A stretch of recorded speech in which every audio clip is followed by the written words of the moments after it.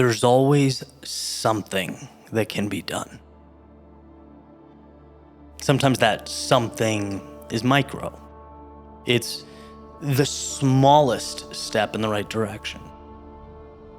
And sometimes that thing is macro. It's massive action. It's picking up and leaving when you know the time is past due. Or it's headed towards something beautiful that's calling your name. But every so often, the thing that must be done is the most challenging of all.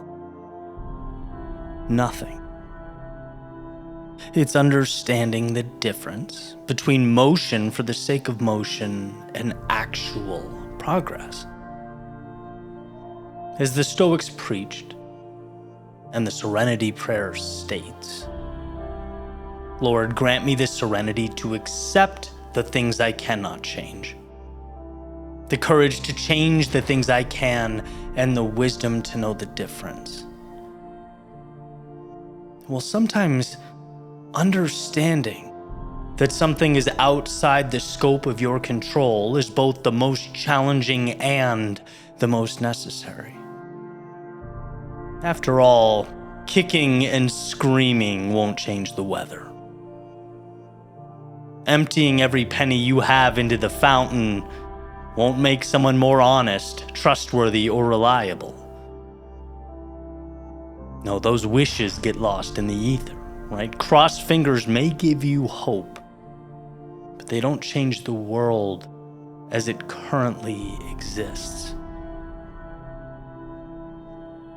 I remember a few years ago now having a conversation with author Bronnie Ware, and her saying perhaps the most important thing she's discovered over the years was the power of surrender. Surrender, younger me thought. With my tightly packed schedule and perpetually rising levels of cortisol, you've got to be kidding me. Life's too short for surrender. Well, a few years later, I'm realizing that perhaps I was correct and incorrect. Correct that life is too short to go all in on the wrong thing. Incorrect that the wrong things were a peaceful mind and an ability to accept certain reality is beyond us. Acceptance doesn't make you powerless. No, it makes you more powerful. Because once you accept the things that cannot be changed, you can finally quit the whole Sisyphus and the boulder routine and focus on the things that actually light up your life. When we focus on that which is worthy of our focus, we become superhuman. I can't say for sure, but I'd like to imagine the Michael Jordans of the world surrender. They surrender to the location of the game. They surrender to who the audience might be. They surrender to who will be opposing them come game time. They surrender to the weather, the lights, the time, the day, which allows them to focus only on scoring more in 48 minutes than the team they are playing against.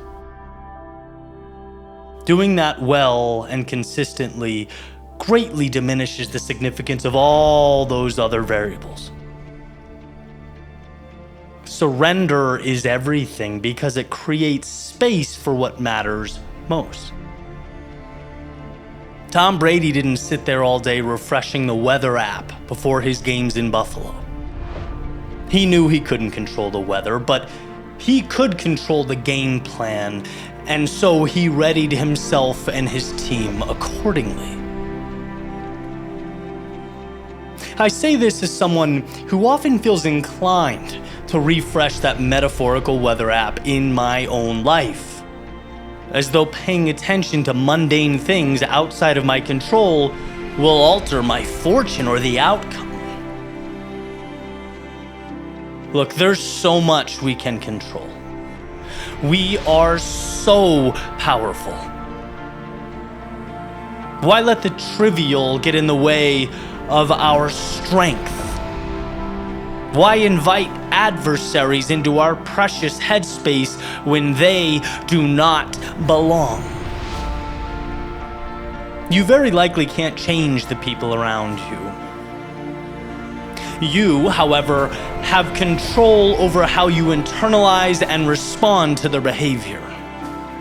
You can't change your DNA or your biological makeup, but you can very much control how you'll get the most with what you have. Surrender to that which is beyond you. Accept it. Appreciate it even. Because once you do this, you will finally be free.